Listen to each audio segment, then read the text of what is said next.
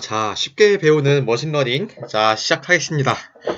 제목을 쉽게 배운다고 했는데, 해보니까 별로 안 쉬워요. 별로 안 쉬워. 좀, 많이 어렵네요. 네. 근데 뭐, 그래도 해야죠. 한다고 했으니까. 네, 그래도 할만합니다.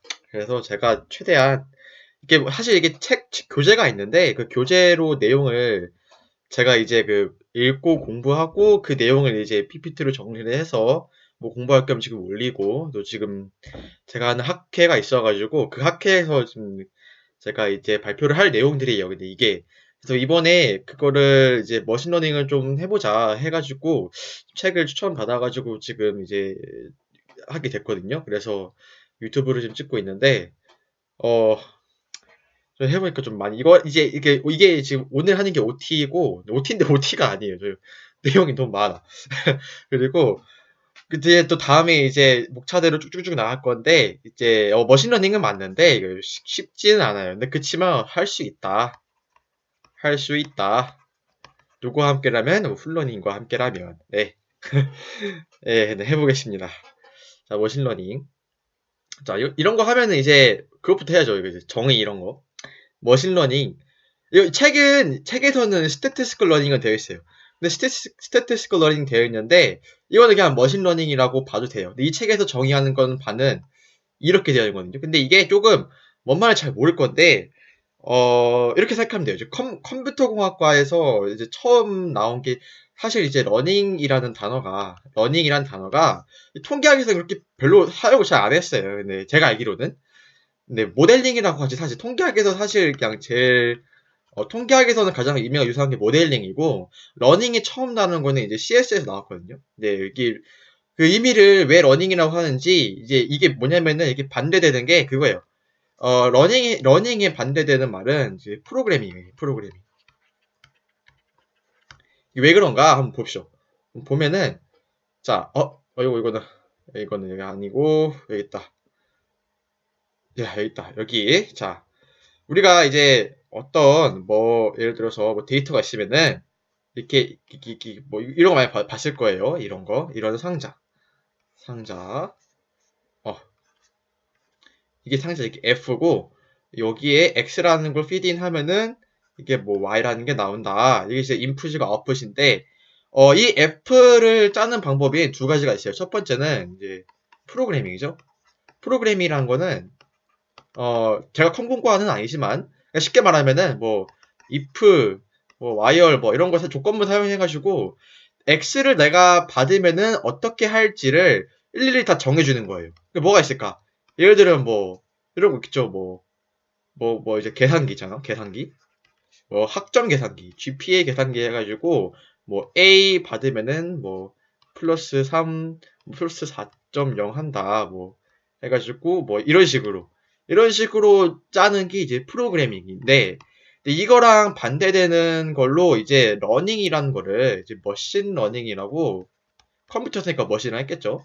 러닝이란 거를 이 단어가 처음 나온 게 그 컴퓨터 공학자가 새로 처음 만들었어요. 1959년 이 정도에 뭘 했냐면은 직접 프로그램 하지 않고 이제 뭐 이제 컴퓨터가 스스로 데이터를 학습하는 거. 이거를 이제 러닝으로 정의를 한 거예요. 그러니까 X가 들어오면 내가 Y를 뭘 꺼낼까? 이 펑션을 그냥 다 내가 이렇게 뭐, 예를 들어서 이 펑션이, 예를 들어서 뭐, AX 플러스 B면은 프로그램의 얘를 내가 키인하는 건데, 머신러닝이라는 거는 이 X하고 Y를 가지고 이 A하고 B를 만드는 그런 방법을 이 컴퓨터가 스스로 알게 하는 겁니다.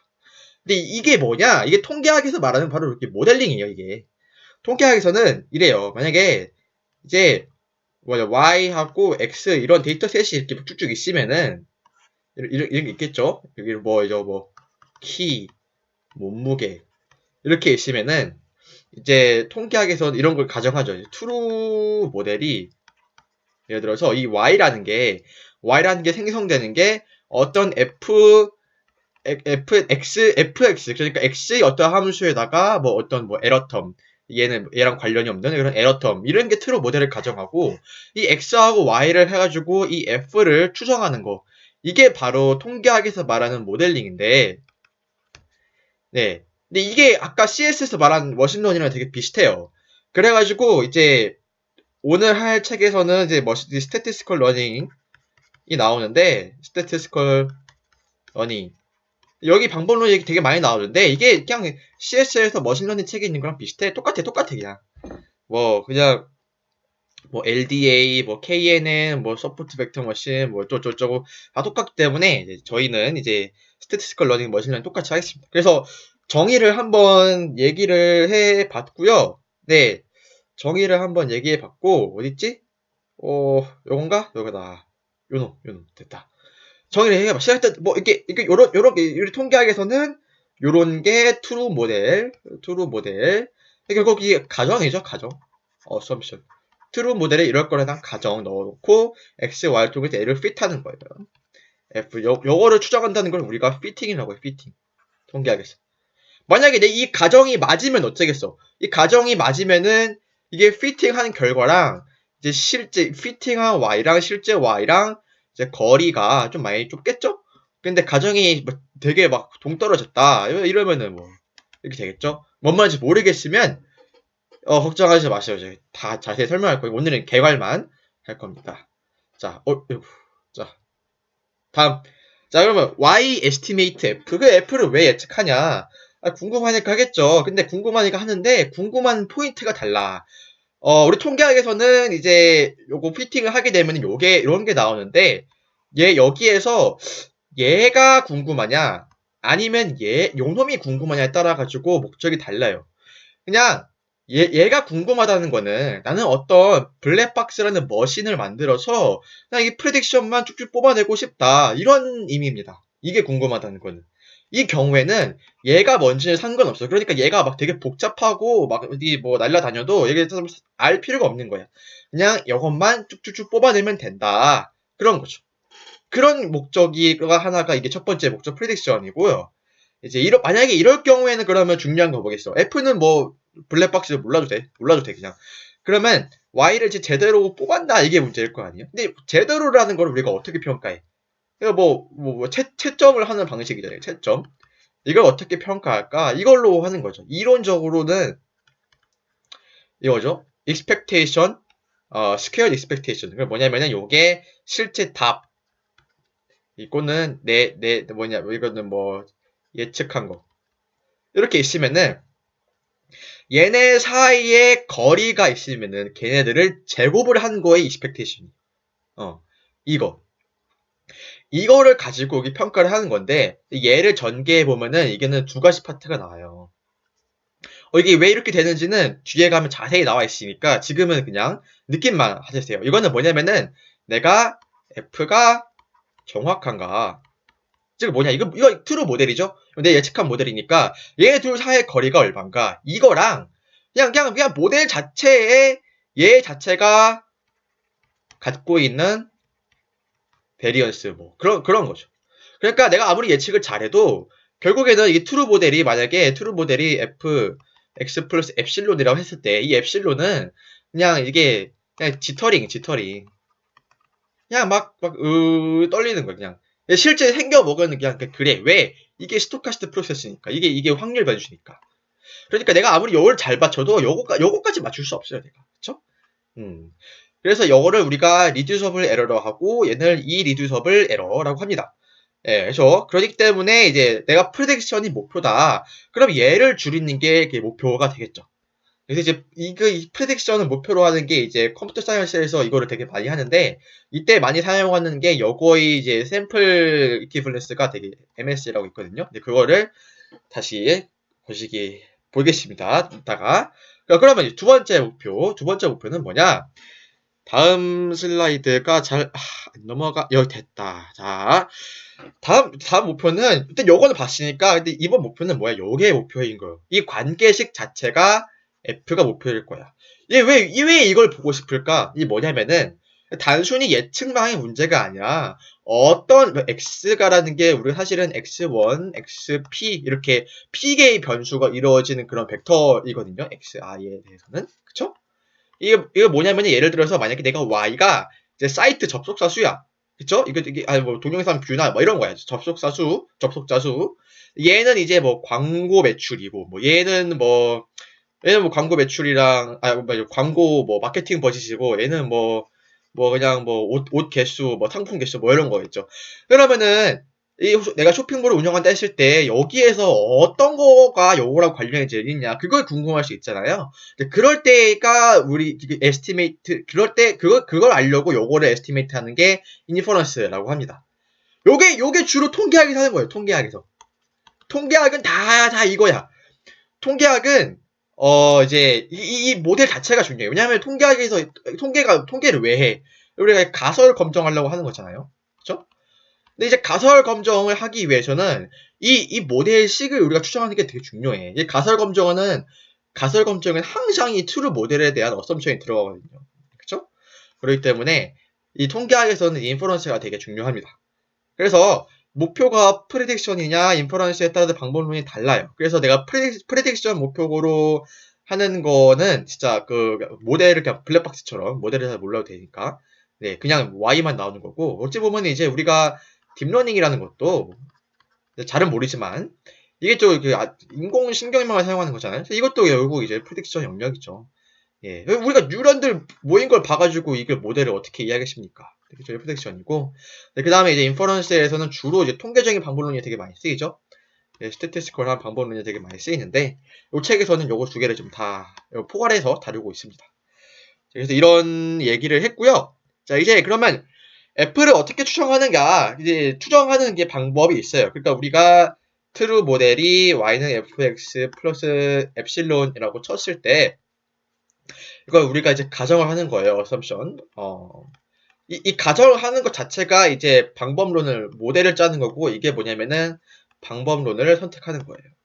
그래서 얘가 만약에 우리가 이걸 가정을 했어. 이걸 가정을 했는데 이 가정이 자체가 이제 예를 들어서 이런 식으로 가정한다는 식이야. 그쵸? F가 대충 뭐 이렇게 했다고 이런 가정하는 거. 이게 뭐냐면은 이게 선형 모델이거든요. 왜 선형이라 부르냐면은 요 x라는 이게 독립변수 앞에 개수가 이제 개수가 이제 상수고 그 다음에 얘 x라는 독립변수가 이게 뭐 제곱이나 세제곱이 이지랄 하지 않고 그냥 그대로 들어갔어요. 이럴 경우에 우리가 선형 모델이라고 합니다. 그렇죠? 그래서 이렇게 우리가 모델 가정을 짜놓고 예를 들어서 뭐 최소자승법 이런 걸로 이제 y하고 x를 다 묶여 넣어가지고 이 베타를 추정하는 것 예, 이런 게 바로 모수 추정이에요.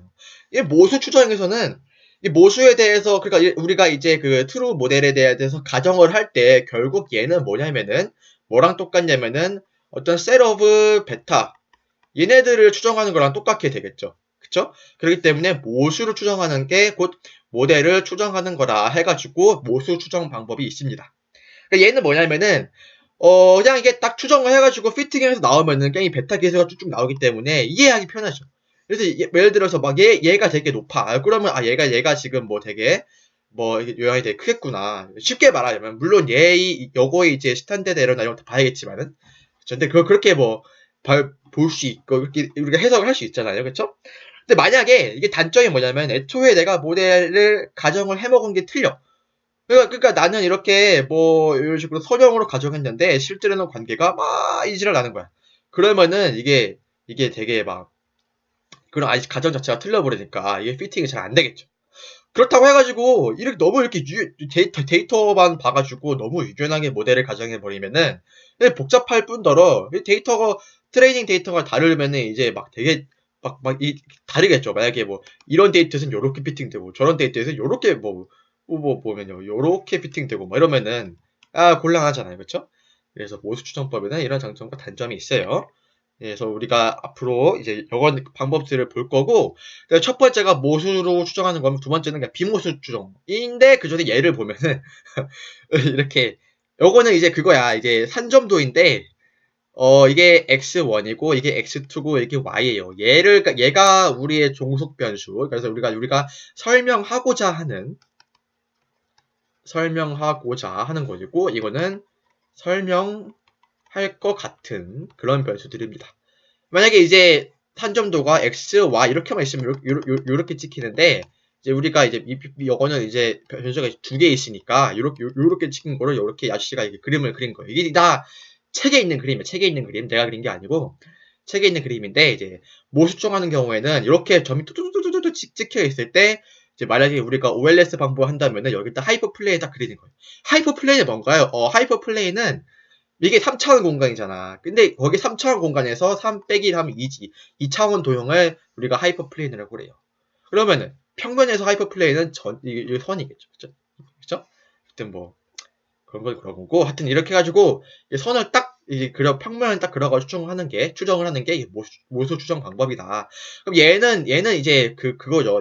얘는 이제 베타가 베타 01, 베타 0, 베타 1, 베타 2 이런 식으로 이 세 개의 베타를 있으니까 결국 영어로 그린다는 건 얘를 추정한다고 했죠. 그쵸? 뭐 이런 방법이고 웰레스 방법. 그 다음에 또 방법이 이제 비모수 추정이에요. 이건 뭐냐면은 fy는 fx 플러스 타 이럴 가정을 안 해요. 그러니까 가정하긴 하는데 이 fx의 특별한 모양에 대해서 뭐 어떨 것이다 이런 가정을 안 해요. 그러니까 fx가 뭐 어쩌고 이런 가정을 안 하고 그냥 데이터 보고 그냥 끼워 넣는 거야. 그냥 끼워 넣어요. 그냥. 그러니까 쉽게 말하면은 요렇게 이렇게 되어 있을 때 x, y가 되어 있을 때 OLS는 여기 직선을 딱 긋는 거라면은 비모수는 색깔 다른 거 해볼까? 색깔 다른 거. 비모수는 그냥 데이터 따라서 그냥 이어버리는 거야. 이렇게. 이게 비모수예요. 그러니까 좀 웃겨. 이 비모수도 그러니까 뭐 내가 가진 데이터에 잘 들어마시면서도 너무 괴랄하지 않게 close to data point as possible without being too rough or wiggly. 이거 좀 그쵸. 이렇게 그냥 알아서 이렇게 잘 피팅하라는 거야. 그치? 그러니까 얘는 뭐냐면은 모델에 대한 가정을 안 세우니까 되게 유연하죠. 이게 막 되게 유연하잖아. 그치? 근데 야 유연하다. 이거 단어가 조금 이상한데 요거를 그걸로 합시다. 그래. 유연은 맞아. 그래. 플렉시블. 왜냐면 유연이라는 단어가 나중에 다른 콘텍스트로 나올 건데 그건 그때 설명할게요. 하여튼 요거는 뭐냐면은 이렇게 딱딱하게 아니라 이렇게 부드럽게 간다. 뭐 그런 느낌으로 봐도 되고 단점은 이제 데이터가 굉장히 많이 필요해요. 그러니까 만약에 우리가 데이터가 딱 3개밖에 없어. 근데 비모수 한다면 이렇게 하는 거잖아. 그치? 근데 또 이게 똑같은 분포에서 또 데이터가 이렇게 또 3개가 나와. 그럼 이렇게 되잖아. 그쵸? 그러니까 이게 뭐냐? 이거는 과적화가 되는 거야. 오버피팅이 되는 거야. 그쵸? 오버피팅이라는 거는 이제 나의 추정 결과가 너무 뭐 표본에 막 꽉 들어맞게 되는 그런 경우가 나타날 때 우리가 오버피팅이라고 하거든요. 비모수 추정 같은 경우는 이런 경우가 발생할 수 있어요. 만약에 이제 표본이 굉장히 많으면은 이제 요 실제라에 가까운 그런 선이 나올 건데 표본이 너무 적으면 이렇게 되는 거죠. 그래가지고 이 비모수 추정 방법도 이제 결국에는 여러 가지 방법이 있는데 비모수 추정 하나의 방법을 쓸 때 결과가 어떻게 다르냐 이거야. 어떻게 잘 피팅하냐에 따라서 비모수 추정의 퍼포먼스가 좀 달라져요. 그거를 그림으로 나타낸 게 이게 다음 그림인데 자 이거는 이게 뭐냐면은 이게 우리가 예컨대 이제 스무딩 팩터라는 거 이게 있어요. 스무딩 팩터라는 게. 자, 스무딩 팩터라는 게 있는데 그거는 얘를 좀 되게 낮게 한 거고요. 얘는 이제 스무딩 팩터를 이거보다 좀 높게 한 거겠죠. 그쵸? 만약에 얘거보다 스무딩 팩터 더 높게 하면 더 굵어지는데 하여튼 요점이 뭐냐면은 이게 스무딩 팩터를 높게 한다는 게 이제 더 굴곡지게 만드는 거예요. 그래서 이게 여기서 제가 안 넣었지만은 이게 실제로 이 아저씨가 요거를 이 탄점도를 그린 분포가 이 요거랑 되게 비슷해요. 그러니까 뭐냐면은 비모수 추정 같은 경우에는 비모수 추정은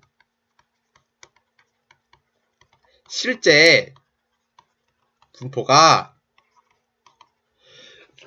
아이고 죄송합니다. 아이고 뭐야 이거 비선형이고 복잡하고 뭐 이럴 때 이 스무딩 팩터를 잘만 하면은 잘 맞을 수 있어요. 그쵸? 근데 실제 모델이 선형이면은 뭐 말짱꽝이죠. 그냥 뭐 뻘짓하는 거지. 그치? 자, 그래서 이게 이제 비모수 추정 방법이고 자 그럼 이제 이렇게 여러 가지 우리가 추정 방법을 이제 봤는데, 이게 여기서 나온 이제 추정 방법들이 다 이제 모수 추정, 비모수 추정에 이게 들어가요. 들어가는데, 이게 모델에 대해서 이제 트레이드 오프가 있어. 우리가 목적이 뭐냐면은, 프레딕션하고 인퍼런스였잖아요. 그치? 그러면은, 프레딕션을 더 잘하게 하면 할수록, 그쵸? 그 모델을 더 알아먹기 힘든 경우가 있어. 예를 들어서 이게 플렉시빌리티가 높다는 거는 여기서는 이제 그냥 모델이 더 유연해가지고 만약에 실제를 더 닮는다. 그렇기 때문에 얘는 그런 의미를 쓰는 거라서 여기는 그냥 프레딕션 퍼포먼스 이런 걸로 봐도 돼요. 프레딕션이 이런 방법일수록 뭐 프레딕션 성능이 되게 좋아요. 근데 얘네들의 단점은 요거를 이해하기가 힘들어. 이해하기 힘들다는 거는 X 수많은 X 이 변인 중에서 뭐가 더 중요할까? 얘가 어떤 영향을 끼칠까? 이거를 이해하기 좀 힘들다는 거예요. 다만 이 리스트 스퀘어나 이제 라쏘 같은 경우에는 라쏘는 리스트 스퀘어에 더 추가급한 그런 느낌이에요. 그래서 얘네들은 모델을 이해하기 쉽죠. 그러니까 이런 걸 이해하기 쉬운데 얘네들이 끼치는 영향을 이해하기는 쉬운데 이거 막 너무 좀 플렉서블 하지가 않아. 그래서 우리가 이제 실제 모델이 다 선형이면 얼마나 좋겠습니까? 근데 실제로 모델에는 비선형이 모델이 되게 많으니까, 그쵸? 그렇기 때문에 얘네들 같은 경우에는 프레딕션 성능이 좀 떨어지는 경우가 뭐하다 있다. 예, 그렇게 받아들이면 되겠고요. 여기까지 했고, 이제 지도학습하고 비지도학습하고 요거를 조금 할 건데, 요거까지만 하고 좀 쉽시다. 자, 그 다음에 이제 우리가 이제 했고, 지금까지 말한 게 우리가 뭘 말했냐면은 이제 슈퍼바이즈드 러닝 한 거야. 지도학습. 왜? 우리가 이때까지 얘기한 거는 뭐 모수 추정이든 빈모수 추정이든 y하고 x가 나눠져 있잖아. 그러니까 데이터를 봤을 때 y가 뭔지 딱 보이는 거야. 얘가 예를 들어서 매출이고 얘네가 이제 뭐 작년도 매출, 얘네가 뭐 올해 경기, 얘네가 뭐 작년에 뭐냐 캐펙스 뭐 그런 거. 얘네들이 이렇게 있는 거고 여기 딱 나눠져 있는 경우가 우리가 지도학습이라고 해요. 그러니까 우리 학습을 지도할 Y가 있구나 이 뜻이야.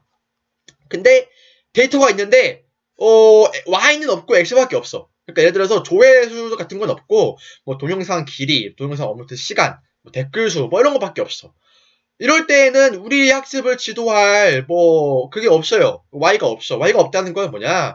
이 각각의 데이터 포인트들이 서로 간에 딱히 비교를 할 만한 게 없는 거야. 뭐 범주도 없고 뭐 대소관계도 없고 뭐도 없어. 근데 이럴 때는 뭘 하냐? 좀 뻘쭘한데 이럴 때에는 이제 이런 방법이 있습니다. 클러스터링. 자, Y가 뭔지는 모르겠지만 일단 비슷한 X끼리 묶자. 그런 방법을 우리가 클러스터라고 해요. 예를 한번 들어봅시다. 이게 뭔 말이냐면은, 자, 이게 X1과 X2 이런 두 가지의 설명 변수가 있고, 이제, 얘네가 이제, 요게 이렇게 되어 있는 거야. 그치? 그러니까 얘네들을, 요거는 이제 기호가 다른데, 이거는 분류를 내가 이미 해놔가지고 기호가 다른 거고, 실제로는 그냥 데이터가 이렇게 막 모여있는 거예요. 모여있는 건데 여기에서 어떤 알고리즘을 사용해가지고 얘네들을 이렇게 분류하는 거 이런 게 이제 클러스터링입니다. 근데 만약에 이제 여기 이거처럼 좀 섞여 있으면은 이거 분류하는 게 이제 더 힘들겠죠? 예, 그런 경우. 근데 이게 나중에 우리가 얘기할 클래시피케이션이랑 좀 헷갈릴 텐데 중요한 거는 얘네들을 분류는 해요. 분류는 하는데 이게 어떤 범주에 들어가는지는 몰라. 그냥 분류만 한 거야. 분류만. 그냥 그룹 1, 그룹 2, 그룹 3 그렇기 때문에 각각 그룹에 대해서 이걸 예측하는 게 아니야. 그냥 분류만 하는 거예요. 이거는 헷갈리면 안 돼. 그래서 분류만 하는 거고 뭐 이런 경우가 있는데 얘는 변인이 두 개니까 그냥 뭐 산점도 보고 동그라미 그리면 되지 않나요? 라고 이제 우리가 생각을 할 수도 있겠죠. 근데 만약에 여기 3차원이야. x1, x2, x3 그럼 4차원이야. 뭐 이러면은 되게 좀 슬프겠죠? 그럴 경우에는 이제 가능한 이제 x1, x2, xp, x1, x2, xp 가능한 산점도가 이렇게 쭉쭉쭉 나오잖아. 그럼 결국에는 변인의 피익에 있으면은 가능한 산점도의 개수는 요만큼 돼요. 그런데 요거를 이제 우리가 다 그려보고 분류를 다 보기에는 뭐 할 수 없으니까 요거를 이제 자동으로 클러스터링 하는 이제 알고리즘들이 있는데 요거를 우리가 좀 배울 거예요. 이것도 이따가. 이따가는 나중에 영어 좀 뒤쪽에다가 비지드 학습은 여기까지 했고, 이제 리그레션하고 클래시피케이션을 다루기 전에 물 좀 마셔볼게요.